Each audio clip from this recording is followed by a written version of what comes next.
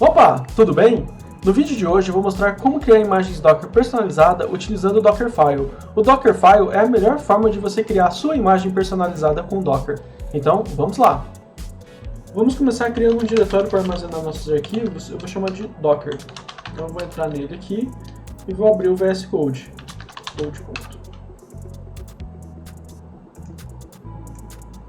O VS Code abriu aqui, eu vou Ctrl Shift Crase, abrir o terminal e vou dar um touch Dockerfile para criar o meu arquivo Dockerfile.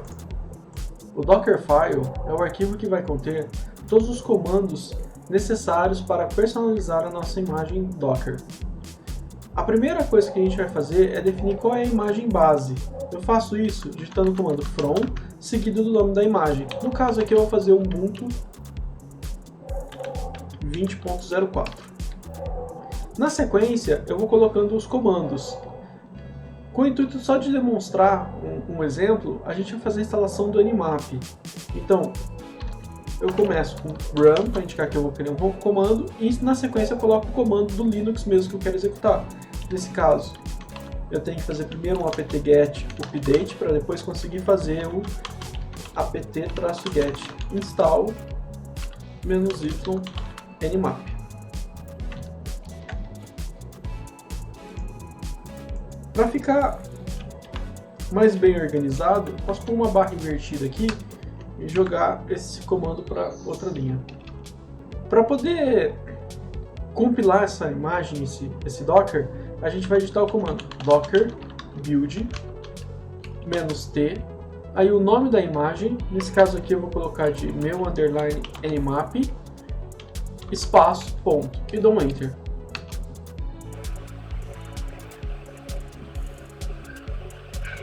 Terminado, vou limpar a tela aqui com Ctrl L.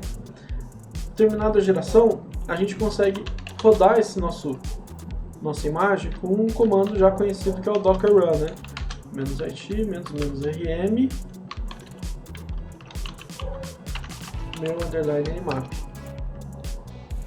Perceba que se eu digitar agora o nmap está instalado dentro do meu container. Ctrl D para sair, ou eu digito exit, Ctrl L limpa a tela. Com o comando docker history e o nome da imagem, no caso aqui meu underline nmap, a gente consegue ver as camadas. E uma coisa importante é olhar aqui, ó, a camada que a gente criou, ela está com 61 MB. Cada comando run que a gente adiciona aqui, ele vai criar uma nova camada. E como a gente já viu, a gente não consegue editar uma camada anterior, né? Se eu excluo um arquivo numa camada de cima, ele apenas omite o nosso acesso a esse arquivo, mas ele continua comendo espaço.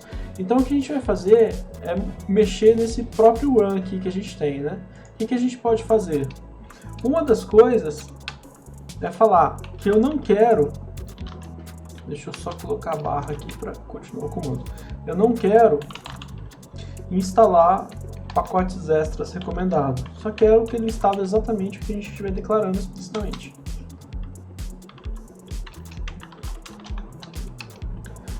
E eu também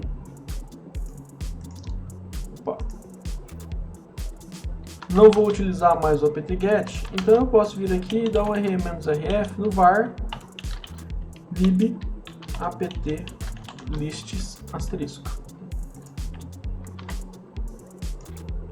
Mando gerar novamente o nosso Docker, nosso container, e agora se eu der aquele history, repara que de 60 megas foi para 30.9 e ele continua funcionando normalmente.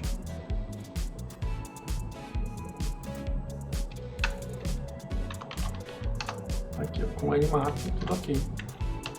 Uma dica que eu gostaria de passar agora é o uso do container do Adolint. Ele é um container que ele vai fazer críticas ao nosso Dockerfile. Então, para a gente executar ele, a gente coloca docker run -i -rm adolint com h, né? Menor o nosso Dockerfile. Então ele vai olhar todo o nosso Dockerfile e vai exibir na tela aqui se tiver alguma coisa que ele não gosta, que ele acha que é ruim. No nosso caso aqui, ele está reclamando que a gente está usando o apt-get install sem informar a versão do pacote, né?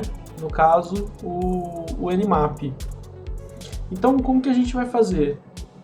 A primeira coisa que a gente precisa fazer é descobrir qual que é a versão do Nmap. Para isso, docker run -rm .20.04. Eu costumo fazer da seguinte forma: eu entro no container base, né? Dou um apt-get update.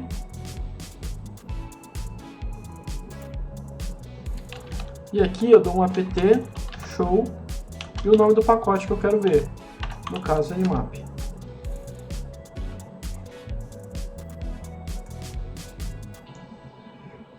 Uma das informações que ele traz é esse cara aqui, o version, onde tem a versão corrente do Nmap. Então eu copio essa versão aqui e ponho igual e a versão que eu quero exatamente.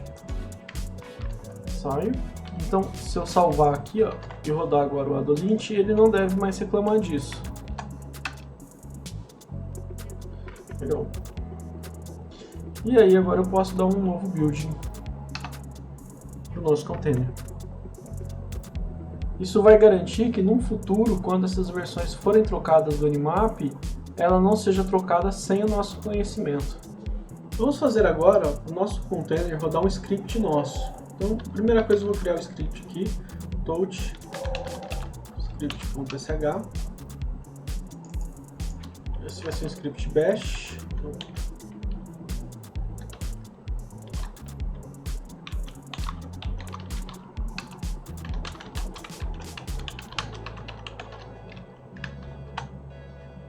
com o script criado, esse script ele apenas vai exibir o Lamundo na tela. A gente vai querer jogar ele para dentro do nosso container. Para poder copiar as coisas, a gente pode usar o comando copy. Então, como ele fica aqui, ó, copy shell, que é opcional, e aqui eu estou falando que o dono do arquivo vai ser o root e o grupo root. Eu poderia omitir essa informação, tá? A origem, como ele está no mesmo diretório, então ./script, e para onde eu quero copiar ele? Eu quero jogar ele para o /usr local bin script. Então, se eu der o build agora novamente, e eu entrar no meu container, vamos rodar aqui ele.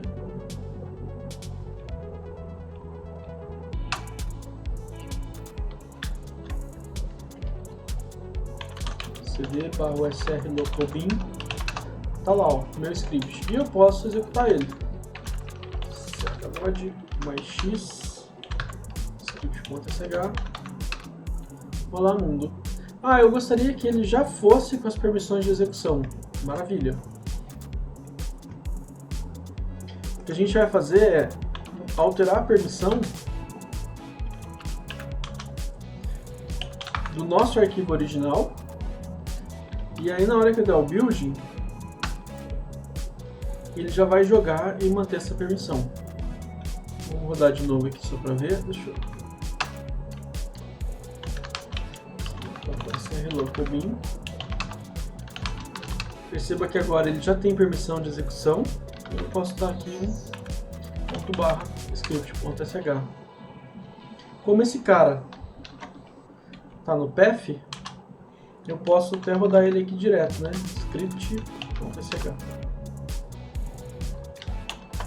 Vamos alterar o nosso script aqui e colocar para ele exibir o Lamundo e o nome, o valor da variável nome. Então eu alterei o script, eu vou dar um build novamente para ele compilar o script e eu vou executar esse script.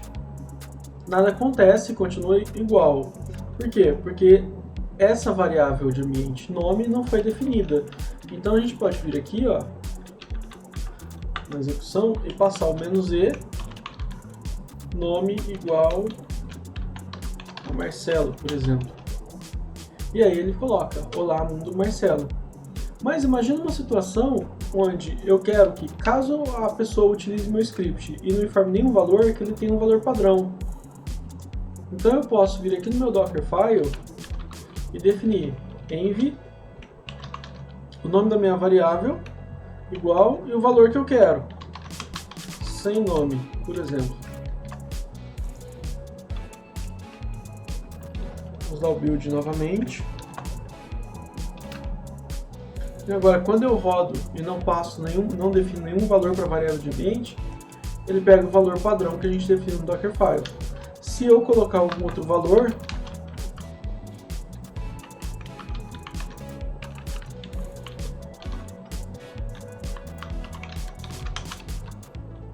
aí ele pega esse valor que eu defini.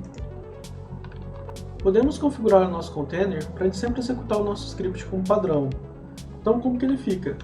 Eu vou colocar aqui cmd, espaço, e o caminho do programa que eu quero rodar. No caso aqui, ó, é o que a gente acabou de copiar. Vou dar o build novamente. E agora, se eu chamar ele sem colocar o script.sh, ele vai executar o script.sh. Se eu colocar algum outro comando, por exemplo o animap, ele executa o animap. Além do cmd, para configurar a execução automática, a gente pode usar o entry point. Ele vai funcionar aparentemente da mesma forma, mas com uma ligeira diferença. Eu vou vir aqui e vou dar o build. Então agora, se eu rodo aqui o meu container sem passar nenhum parâmetro, ele roda o meu script porque é o que está sendo informado. Se eu tento rodar algum outro programa, por exemplo o Nmap, ele continua chamando o meu entry point, o meu script.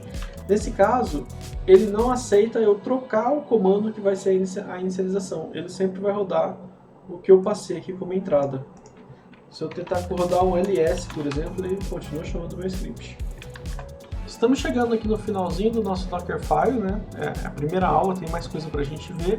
Mas nesse momento, você pode olhar para esse Dockerfile e falar: nossa, ele está tão bonito que eu gostaria que todo mundo soubesse que é meu. A gente pode fazer isso. No Dockerfile, a gente coloca label, uma chave e o valor. E aí a gente coloca algumas informações. No caso aqui eu coloquei a versão, uma descrição, o autor e um site, onde a gente conseguiria documentação para esse container. A gente compila.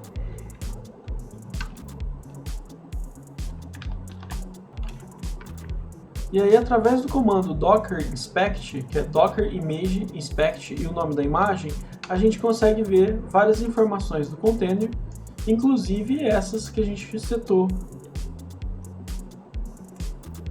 nos labels.